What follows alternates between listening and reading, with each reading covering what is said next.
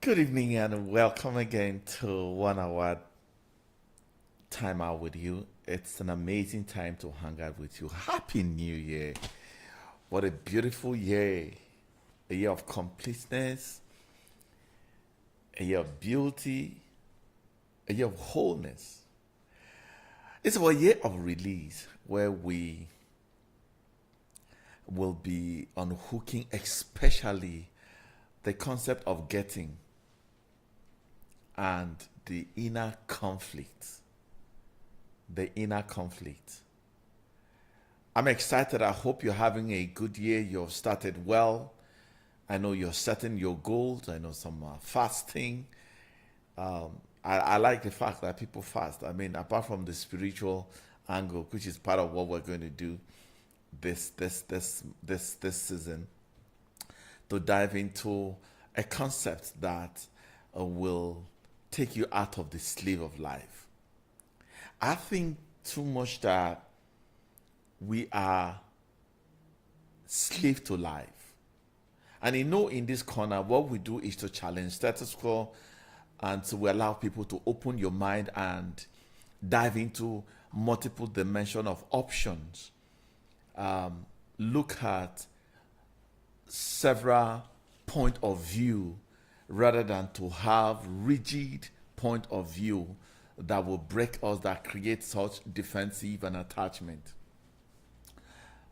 As we continue to dive into challenging status quo, just to help you, to elevate you, to bring you to a certain level of light life that brighten your life, so that while we challenge status quo, we redefine standard. Because most times we don't realize that we are working with a template, we are working with a blueprint, we are working with a constructed ideas and concepts. And so those ideas, those constructs, those beliefs, those preferences do not necessarily serve any purpose, meaningful purpose again. But we are holding on to them because unknowing, unconscious to us, it has become part of our governing influences or factors. So what we intend you to do this year, while you're fasting, while you're starting the year, will you be able to review the standard that you have deployed to do life in 2024 or previous year? Will the same standard serve in 2025? Do you think that if it could not deliver and take you to the zenith and the apex of your goals, of your aspirations, of your desires, do you think that they are necessary tools or agents to help facilitate the detours and the uncertainty that lie in 2025? And so we want you to consciously do a deeper reflection and retrospect a bit of and review the model of standard, the mode of operations that you deployed in 2024, and see whether you think do they need to be recalibrated, do they need to be reconstructed, redesigned, do they need to be reforged, do they need to be disenabled, and probably re-engage them. I think the standard of engagement is very important, because if you get a wrong tool of engagement, you're likely going to see end the same way. And that's how people say, oh, this year was difficult. I hear that a lot. Oh, 2024 was difficult. What if we are still using the same standard? We're still using the same lens. We're still deploying the same belief system. We're still deploying the same concept and belief and wishes and dream. Do you think it was 2025 will not be the same? And that's why we are inviting you to lighten up. For a brighter you to show up, you got to brighten up. It's called the lightness of heart. And I realize that in life forces and life creative capability, They are light of life. We call it the LL, light of life. And unfortunately, most people don't procure it within. They outsource it. And as they pursue it, it's difficult for them to comprehend it and resolve within themselves that this is what it is. We call the light of life. And unfortunately, people use the dark of life to prosecute life. And that's why your experiences will be shadowed by either the deployment of the light of life or the dark of life. Patrick, what are you saying? On a daily basis, we deploy these two instruments of life or doing life. We either use light life or dark life. And your day-to-day experiences, your day-to-day feelings, your day-to-day emotional representation is a function of the tool, whether it's the tool of light of life or the tool of dark of life. Whether you know them or you don't know them. And that's what we're bringing into awareness. That's why we're unlocking these masteries. That's why we are on this journey, so that we can help you, empower you, and enrich your knowledge and your faculties and knowledge, and deepen your knowledge. And so that you will, because you are aware, you are able to empty those things that you think were tools of engagement. So make these very distinct. Ask yourself, your standard, are they incorporating light of life or are they incorporating dark of life? And if you're not aware of them, you continue to wallow the benefit of the tool that you're engaging. I mean, when I got into this life, that's what we say, life is not experience. The quality of the realization, recognition, and the utilization of certain tools will determine the freedom of the expression, the exploration, the experimentation, and the liberty with which you engage life. And that's why finally we, in this corner, will talk so much about higher life of goodness. Higher life of goodness. So our threefold main course will be, we challenge status quo. We don't want it to live in the sameness. We don't want it to live in the same thought pattern, the same belief system, the same emotional trap, the same attitude and conduct. And you know, the beauty about life is everybody wants to ascend. Everybody wants to ascend. Everybody wants to grow. Everybody wants to increase. Everybody wants to advance. Everybody wants to be better.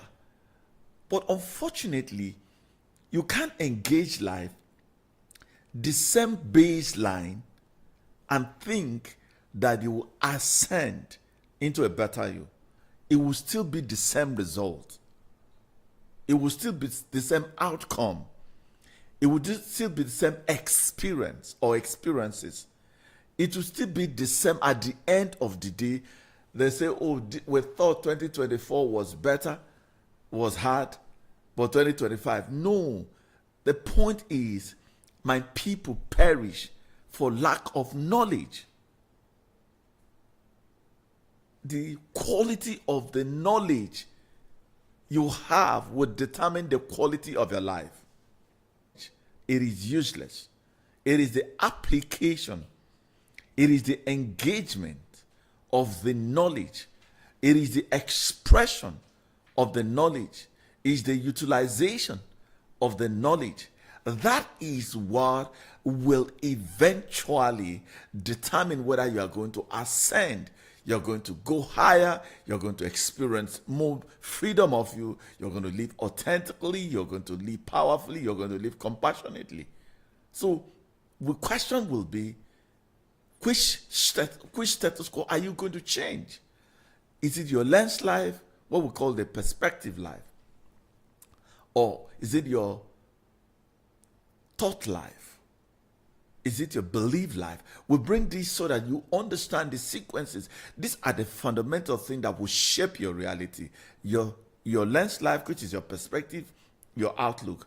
Your thought life, which is the dominant thought that creates the truth that had become solid belief system. The thought that you engage on a daily basis. The same thought pattern will produce the same result. Your belief, the same belief that things are hard will produce the same hard experiences and outcome. The same hate as emotion or irritation or defensiveness or rejection that you deploy will produce after its kind. Because in the eighth vibration, in the eighth energy, it is measured according to the energetic expression. That it means what you give in is what comes back to you.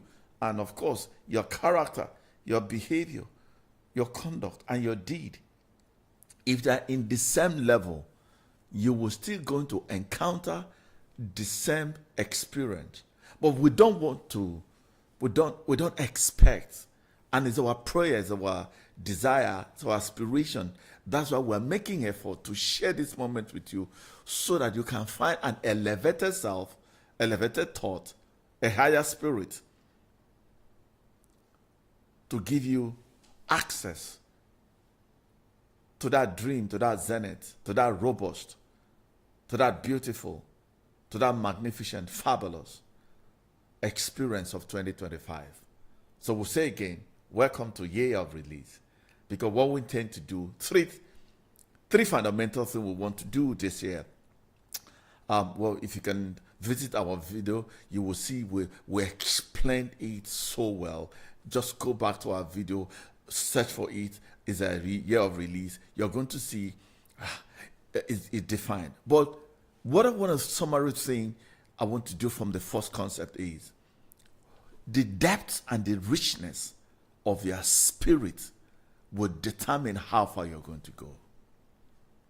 Every time you look outside, you're hot. Every time you look outside, you will hot. Every time you look inward, you'll be empowered. Every hot most often emanates from external view. But we begin to look inward. That means the root is the catalyst with which to create the expression, which is the outlook or the representation. The richer your spirit, the richer your life. If your spirit is depleted, it will produce after its kind. The second one is we want to be able to understand the vibration, the frequency with which your mind interlock.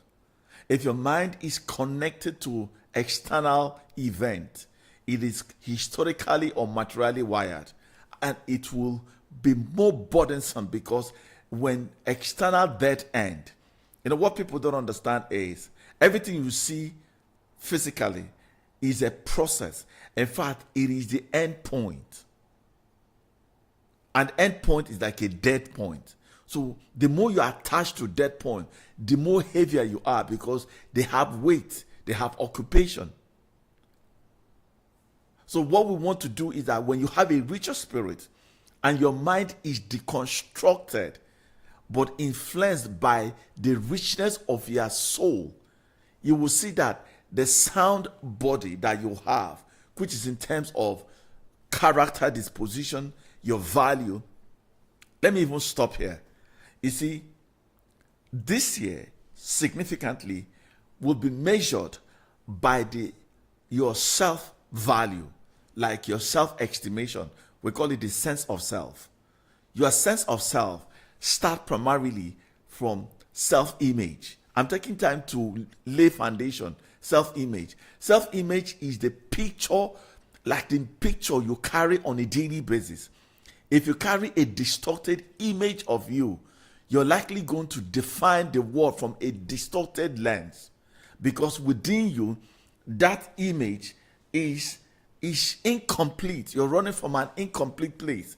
You're running from a place of not contentment. I'm going to read a scripture that if you go back and read and study, you will see the foundation of my thought this evening.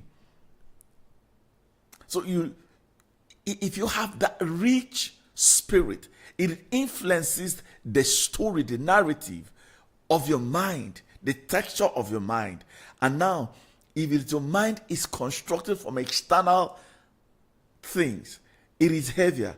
But when it's inspired and crafted by inward, it is lighter. And that's why your life will be brighter. Then, of course, how heavy your mind is will determine how sound. The intelligence of your mind is expressed in your body form in terms of conduct and value. So what I was saying, that year 25 will be not measured by numbers or figures or facts, but will be measured by your value. That's your sense of self. That's where you have self-image, self-worth, self-estimation. I'm not going to go into that. But what is the major content today? What are we delivering today? Preoccupation. Preoccupation. What are you preoccupied with? What are you preoccupied with? What are you attached to? I'm going to read a very significant scripture that all of us know, but I'm going to read it in several dimensions and translation.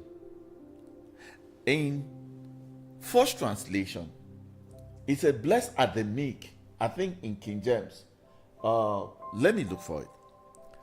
Blessed are the meek, for they shall inherit the earth. They shall inherit the earth. Who are the meek?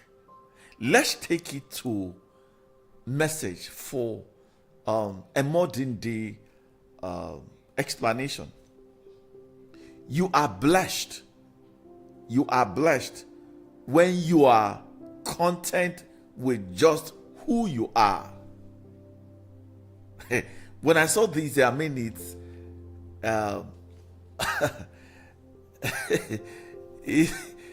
it's revealing. I told you that life is not experience, life is revelation, and life is realization.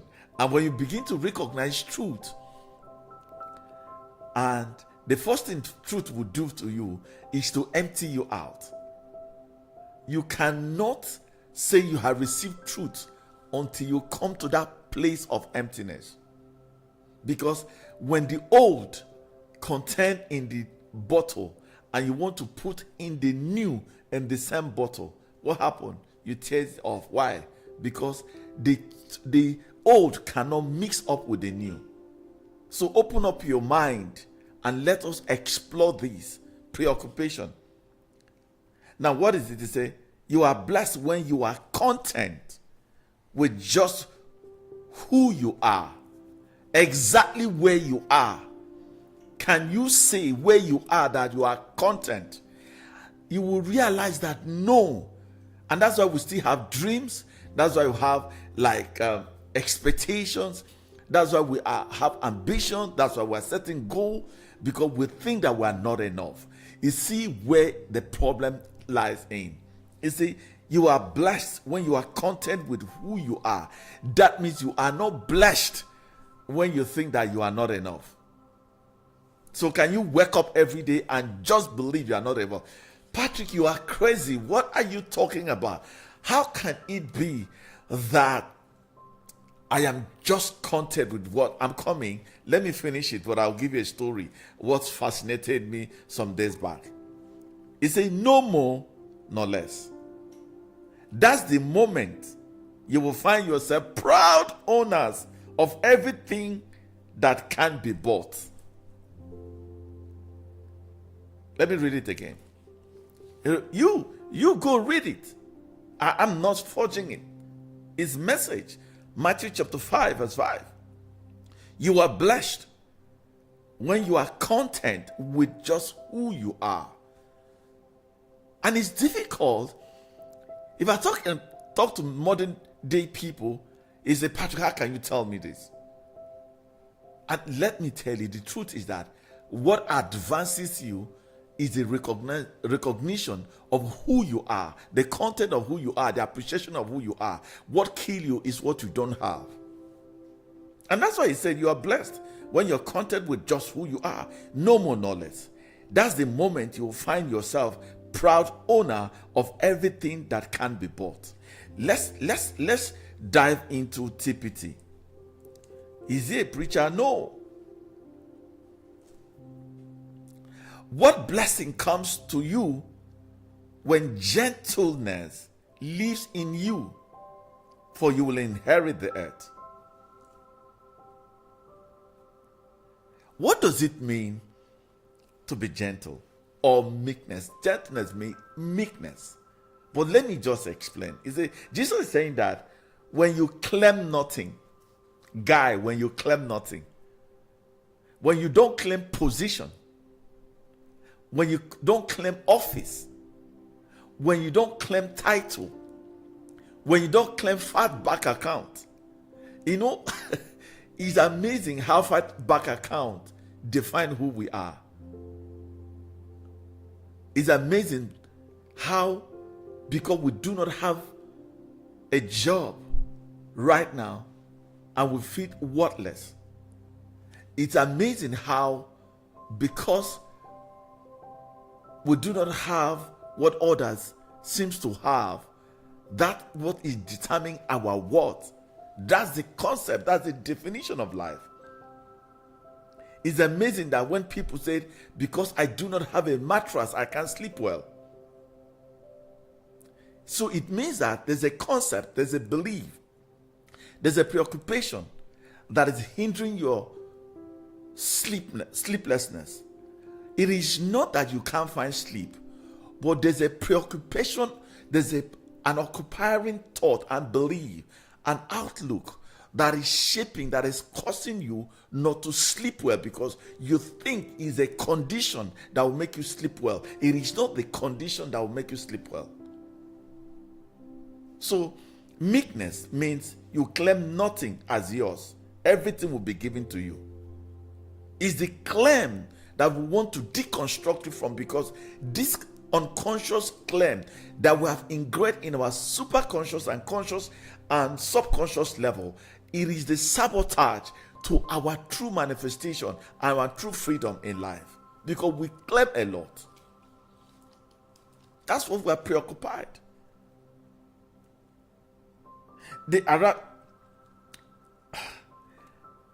So meekness, and it is shocking that our master, who lived this life of meekness, ultimately owned everything but did not claim anything. He didn't claim a house. I think some guys came to him and said, what can we do to claim more inheritance?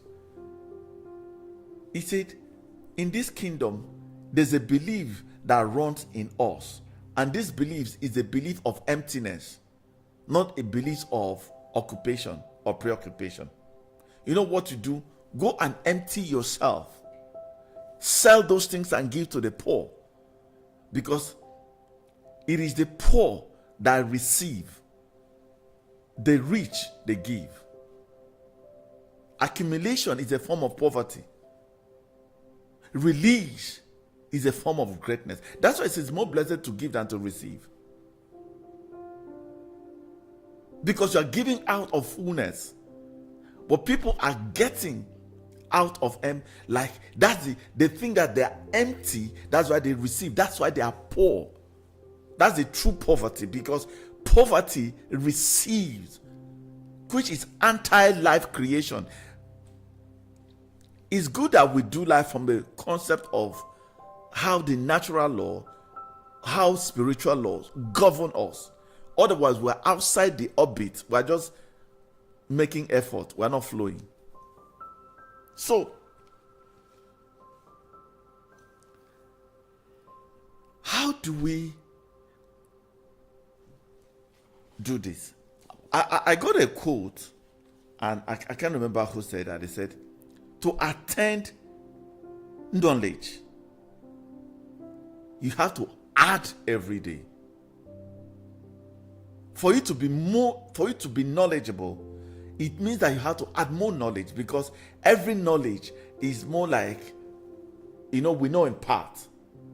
And now, when you need to know full, you need to continue to dive in. That's why the life of study, the life of enlightenment, the life of knowing is a continuous thing till you die. But look at this. To attain wisdom is to remove things every day. To remove things every day is to attain wisdom. And I can sit into wisdom. People say they have wisdom. What is this wisdom? Wisdom is perception and definition. This perception that is founded from truth. So what do I mean? Let me give instance. If I claim that I do not have, because I do not have physical cash, and I believe that it's only when I have physical cash that people will value me, or that I can find true life. Is that really correct? And some people say, because I don't have, I have sleepless nights. So one of these days, as I was taking my morning ritual walk, I was fascinated by an object that I saw. And this object were human object lying down in front of a door in the busy major route in our city. And what happened? I was stunned as the depth, the soundness, the comfort, unafraid. These three young people who had no roof over them. There's no sense of security, no defense. They were sleeping soundly. I have the picture. I can show it because of privacy. I stayed there for several minutes, pondering. In fact, I realized that I was on a beautiful bed, air conditioned, gated, second gated, and third gated. You know how we have that layers. You have to pass your main gate, which is your sense of security. Then the front door. Then you now lock your room door, so you have 3 layers of protection. And in really decorated bed, nice, beautiful, linear, fabric that is cool and comfort. In it, nice. But yet, I don't think I sleep like those guys. I was so fascinated. Now, think about it. Me going to sleep on that road. First and foremost, I have constructed in my mental fabrication the mind. I will talk about this, about connecting to the mind and connecting to your heart. And you realize those people are connected to their soul directly, and they are functioning from their soul. But I'm functioning from my fabricated, forged, constructed mind based on preoccupation of concepts that has allowed experiences to construct my mind, and I'm living out of my mind. Those guys were living from the depth of who they are. And that's why they own that place. So now, they have a belief nothing can happen to them. If I'm going to sleep in that same place, my belief will think that I'm important, that people will mob me. Because I do not have the constructed image of the 3 layers of security that we have deployed. It's important we understand this dimension.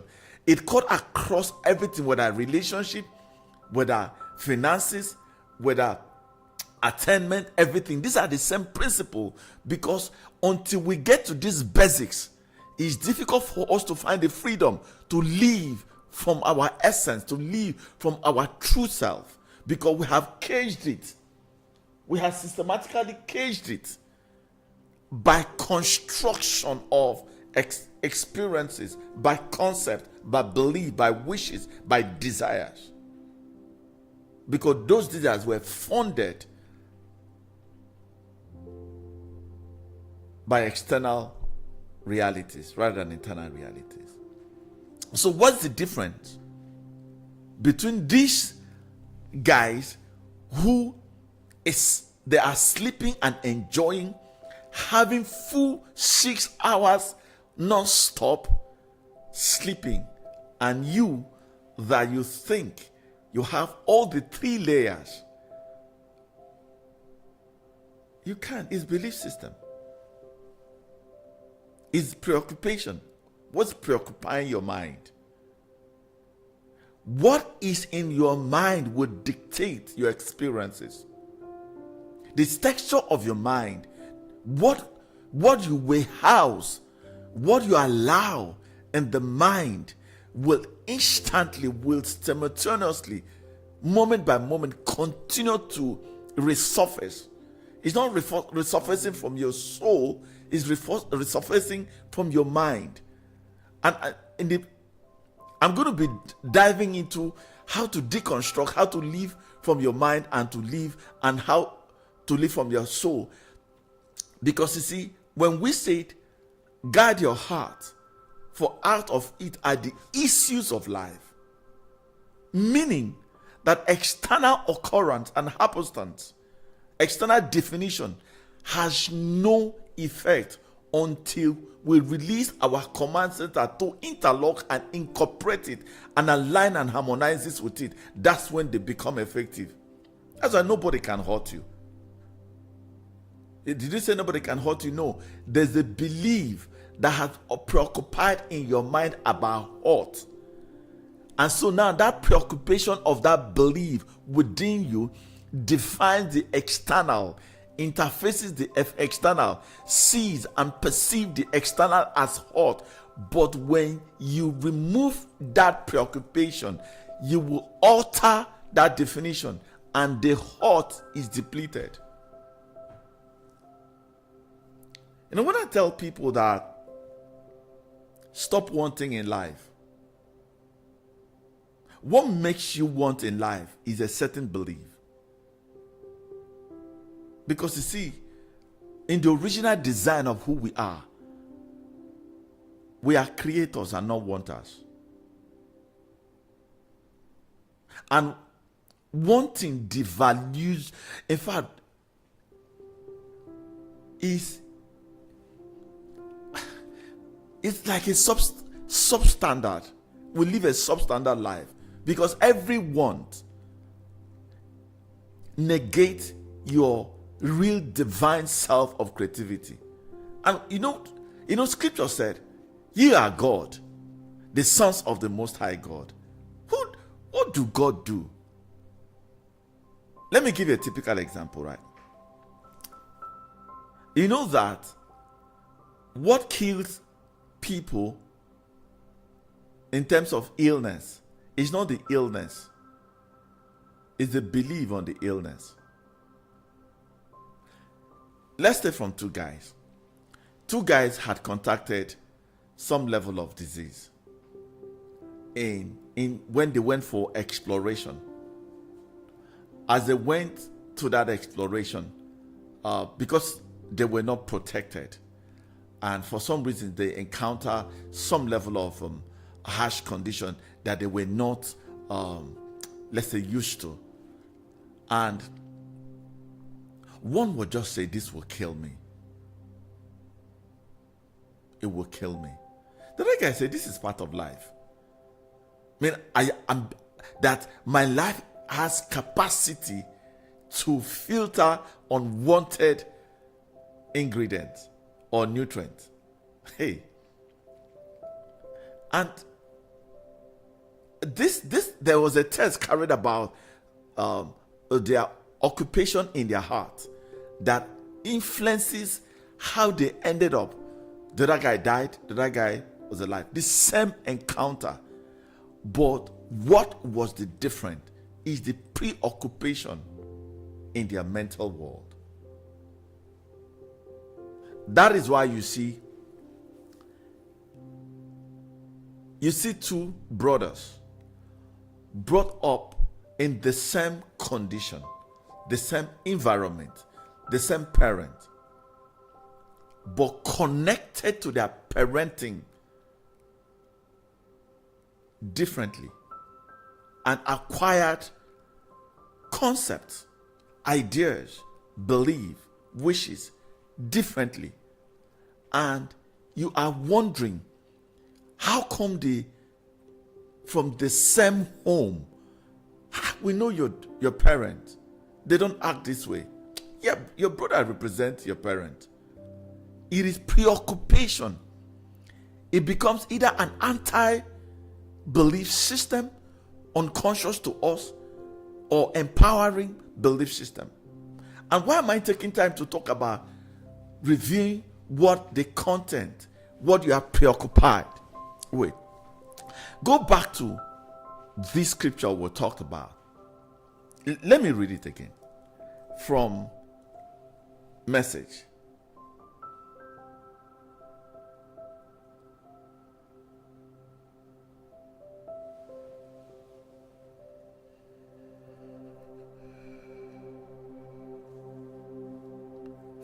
Matthew 5.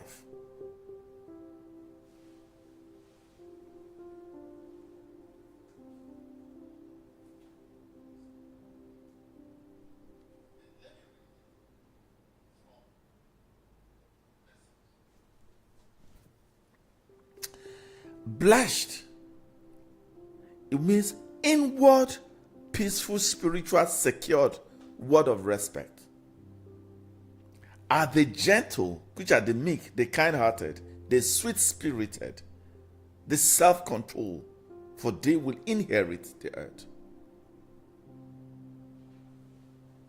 So, let's assume that you have been preoccupied with hate. You know, there are people who say, I hate life. I hate my country. I hate this. I hate that. I hate that. Pause and ask yourself a question. What is the source of this hate? I mean, people around me, they will say, oh, they are careful, don't use the word hate. And I'll say, I prefer, rather than say, I hate. Hate is a function of judgment.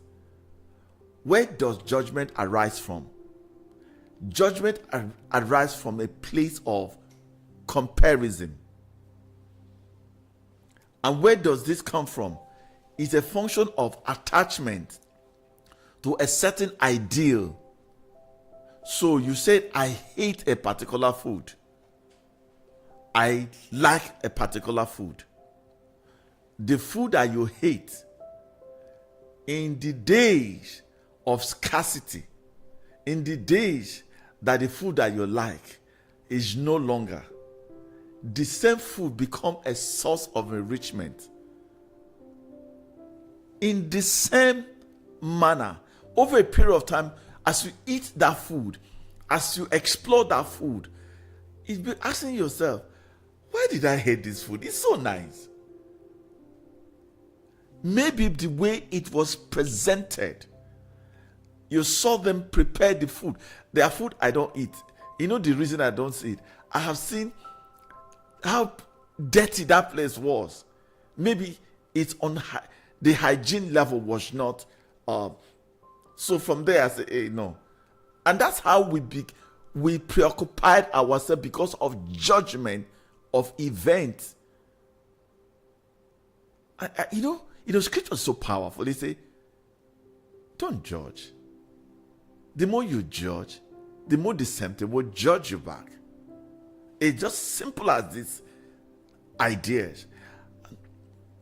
It's what happened. If you judge the word wrongly, it is a construction of preoccupation of certain belief system that influences the outlook, that influences the perception, that influences the definition and the relationship you have with that thing. I experiment a whole lot, really a whole lot.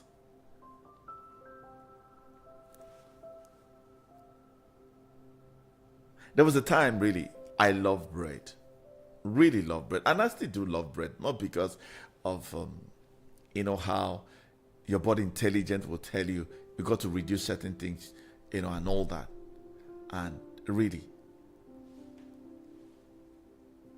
Another person said, I hate bread. You travel into a country that all that they do is eat bread. Everything is, if you don't drop the word hate, you will die of hunger. And it is not that the bread itself is bad. It is the preoccupation of the inward belief, because your heart is hateful. It's not sweet. This is why he said, blessed, inwardly peaceful.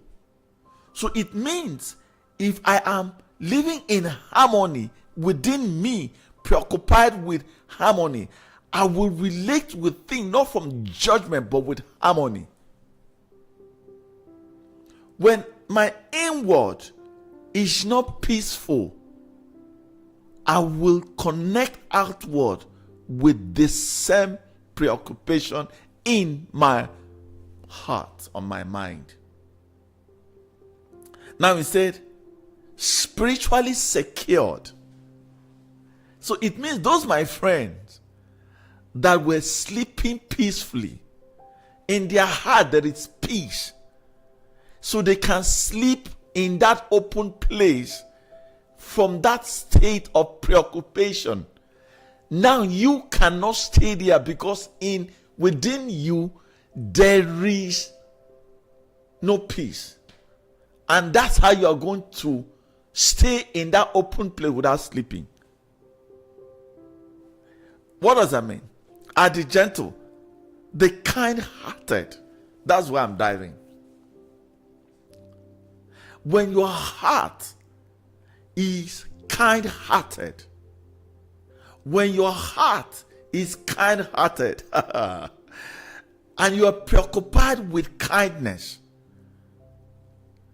you will that's the preoccupation. That's what will govern your relationship, your definition, your perception. That's what we call wisdom. That's what is called wisdom. That's a deeper wisdom. But now we don't get into this to know that my wisdom is an inward state. It's an inward state. Now, the sweet-spirited, you can't test a sweet life if your inward preoccupation is not sweet. Let's not fool ourselves really. Our preoccupation in the inward state, inward heart, inward man is the influencer. It is the agent of interpretation of how we interpret the external. Let me give instance. When you can't trust yourself, it's difficult to trust other people. You see, you're preoccupied with worries, with a whole lot, because of experiences people have. Even you, like, you know, how you have defrauded people, how you have, where you are, how you made your money, or all that belief system that you had where you are. Like probably you defrauded your company, or you defrauded certain individual, or you find your way. You know how you find your way and cheat people or some sort of thing, and now that thing is a preoccupation. Now you will not allow people to defraud you. You put all the security in place because you think nobody can be trusted. Where is it rising from? It is a construction based on experiences of the past that have rigorously painted stories, narrative in your mental construction. So it is a mental model with which you function from. So that's what we call occupation. Have you noticed that when people lie to get into a position, they are more sensitive to people lying to them? Why? The preoccupation, that the belief system in their mental faculty is what is dictating the pace outside. That's why you see, when you're uncomfortable with certain people, it's not you have not had any reason to be uncomfortable with them.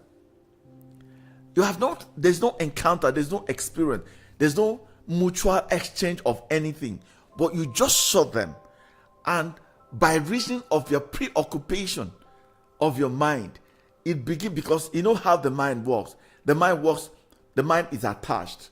The mind is attached to experiences, to the past. Now, so it documents it. So the mind wants to live in safety. It wants to live in defense. So it builds defenses around it. And so the trigger is from the occupation. You are not free from those past conditioning. So it has now like a premeditation, like preordained. You know, those he foreknew, he predestined, and those he predestined, he called, and those he called, he justified, and those he justified. So you see, there is a foreknowledge, and that's what we're talking about. What foreknowledge do you have that controls your mental state? So your suspicion to your partner is a function of a certain preconditioned in your mental world, that when a sign comes in, it triggers. If you do not know, if you haven't had any experience, you walk with emptiness. Part of what we want to do is to bring you into the empty life, because people don't live empty life. And fortunately, we have words that we say on a daily basis. I don't know whether you affirm that. It's a goodness and mercy shall follow me all the days of my life.